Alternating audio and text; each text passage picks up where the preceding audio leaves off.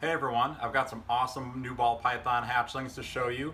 Before I get into that though, I want to touch on something from my last video. I got a really negative post, somebody saying that all I do is complain about all the work I have, and just it was really critical, saying, yeah, basically that all I do is complain about how much work I have and that I'm burned out and that I need a vacation apparently, and my business is going to imminently implode because of my lack of enthusiasm for this business. And I, anyway, I just want to apologize if I came off that way. I didn't think I did. My point of the beginning of my last video was just to explain how many different things there are to do here on a daily basis. You know, I mean, I work 70 hours a week during this time of year, during the hatching season, which isn't a huge deal. I mean, a lot of people do, and I love what I do, so I don't mind doing the work. Honestly, I could handle working a little bit less. That'd be great. Of course, everybody wants to work a little bit less, but I love what I do, and I'm very fortunate to be in the situation that I get to do this for a living. You know, but it's not all just about playing with snakes and just looking at snakes, cutting open eggs, and shooting videos and things like that. There's a lot of hard work involved with it too. And so anyway, I would just hope that I didn't come off as that I'm complaining and whining about having to do all this work, because I love what I do. I mean, my enthusiasm has never been higher. I'm hatching out more stuff, cooler stuff than I ever could even imagine. I mean, if you'd have told me 10 years ago that I'd have some of the stuff that I'm going to show you in just a minute, I wouldn't have been able to believe it. So anyway, my enthusiasm is very high.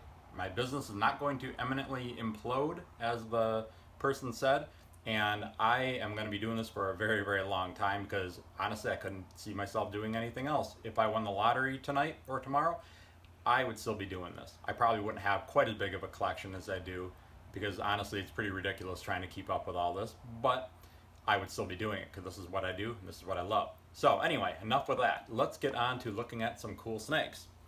So I have this clutch from a Banana Enchi Leopard, and it's a female maker bred to a pastel banana. So here is the first one. This is a pastel leopard banana. Leopard and banana are just an awesome combo. I just love it. I mean, I'm trying to get Enchi leopard, yellow belly, and banana, and probably calico. Those are my favorite genes to mix together, and I just love every baby that I produce from it. So there's a possibility that this one is a super banana, but I don't think so, because most super bananas, the darker pattern is a lot more washed out. The biggest difference between a super banana and a normal banana, other than the super banana being more washed out typically, is that the super bananas do not get any spots. So if you don't like spots on your bananas as they get older, then you want to go with a super banana. Here is another one from that clutch. This is a Banana Enchi.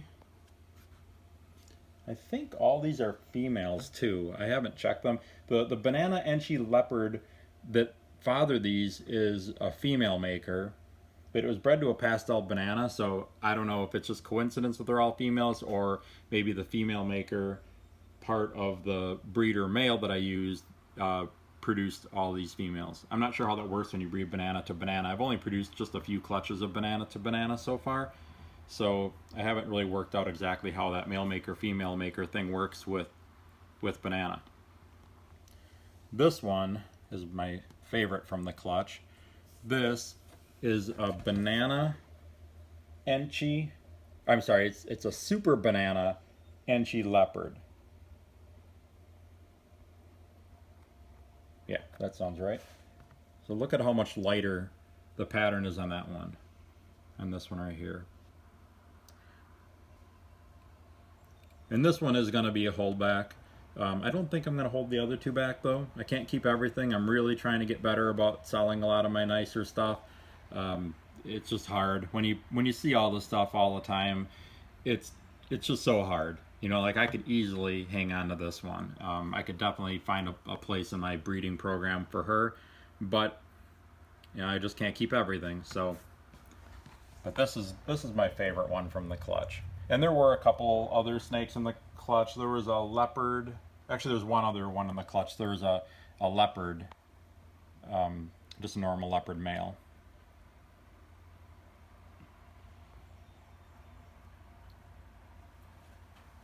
Okay, I'm going to kind of go through these a little bit quick because I have a lot I want to show you, and I actually think I'm going to start doing, at least when I can, I'm going to start doing more than one video per week.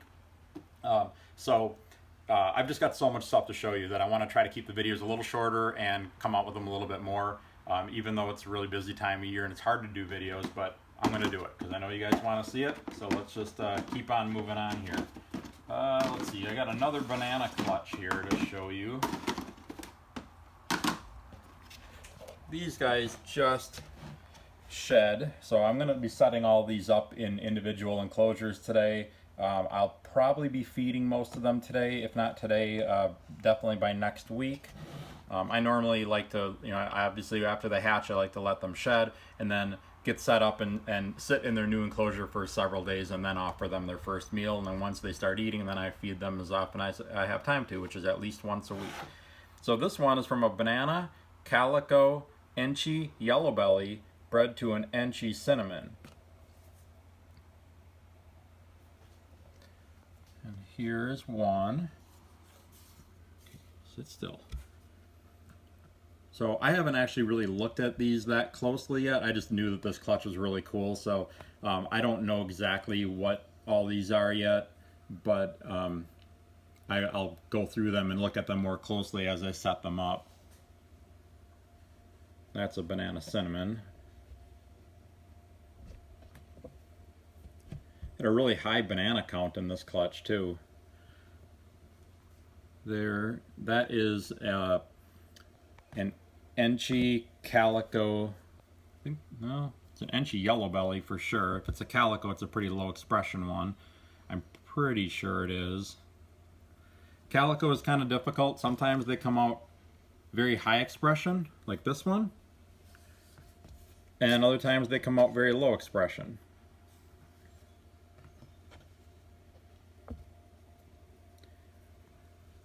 This is a super Enchi banana Calico.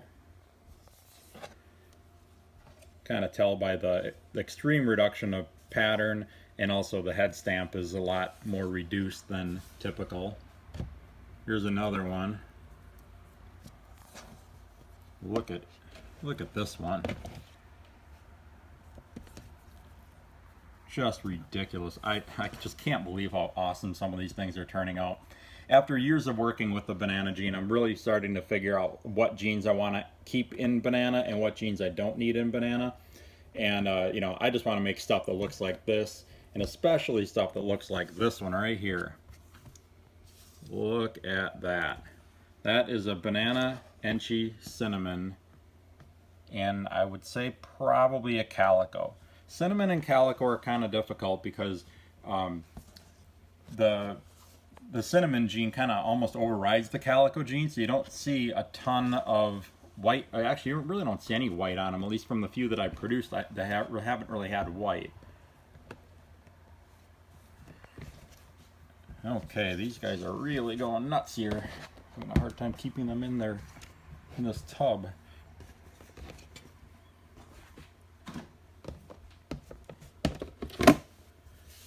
Squirmy today. Anyway, the colors on this one is just incredible. I hope it's showing up on the camera. And this is from a male maker male, but this actually turned out to be a female, I believe. Yeah. So this is one that I got to keep too. Just really looking forward to seeing what that looks like as an adult. So I imagine it'll look a lot better at 400 or 500 grams than it even does right now. Just beautiful. Okay, a couple more to show you real quick. So this clutch is from a GHI lesser to a Pastel lesser. And there's a nice little GHI lesser. Really like those a lot. And then got a few super lessers here. And these may be GHI, they may not be. I haven't checked them under a black light or anything. Honestly, I don't really care all that much if they have GHI in them because people really like the white snakes with blue eyes, so I try to produce what people like.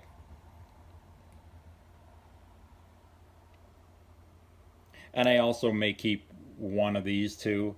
I have a lot of different ways to make Blue Eye Leucistics, but I want to make them as efficiently as possible. And right now I have a bunch of Pastel lessers and other lesser combos that I'm breeding to make my Blue Eye Leucistics. I would rather know what I'm going to get in the clutch, so I'd rather breed Blue Eye Leucistic to Blue Eye Leucistic or something like that so that I can get a higher ratio, even though this clutch turned out incredible. There were a couple other snakes in this clutch. There was also a pair of normal GHIs, a Pastel lesser, and a lesser in this clutch too.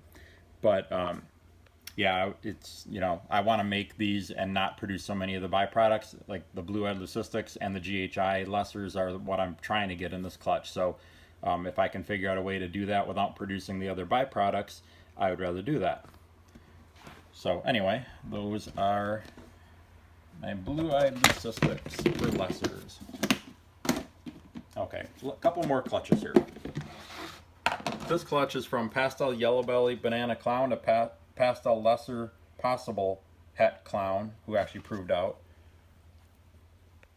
And there was one lesser in this clutch who I took out already. But that's a Pastel Yellow Belly Clown versus a Pastel Clown. And then a Banana Het Clown. A Banana Yellow Belly Het Clown. Might be a Pastel. Pastel is kind of hard to see in some bananas. Actually, I don't think that one is Pastel. I think that's just a Banana Yellow Belly. And then here is a Pastel Yellow Belly Banana Clown.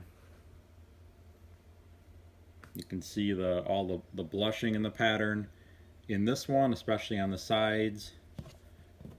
The banana version also has that. Some yellow belly clowns are really hard to determine, others are easy, and fortunately these two are no-brainers, extremely easy.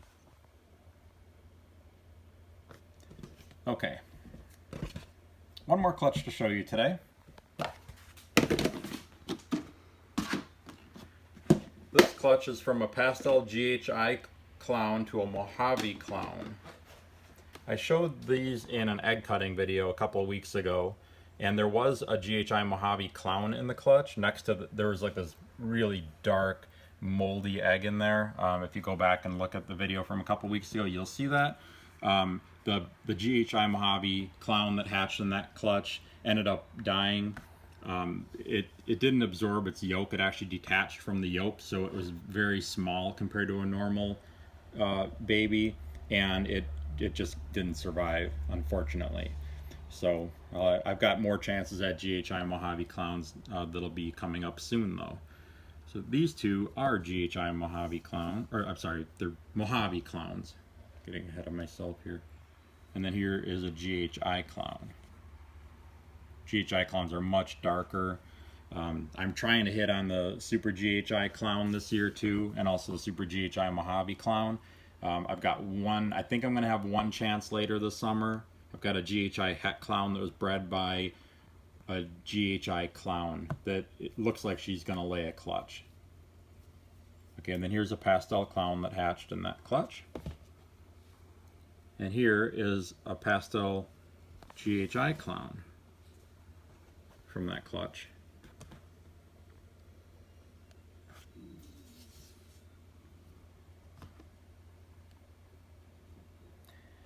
All right, well, I'm going to get to work and get all these set up. I've got to feed all my babies here today. Looks like I probably got about 600 snakes I got to feed here before I can get out of here today. So I'm going to take care of that, and then I'm going to get all these set up. And I've got more stuff to show you very soon, so definitely tune in. And if you'd like to see what I have available, make sure to visit my website,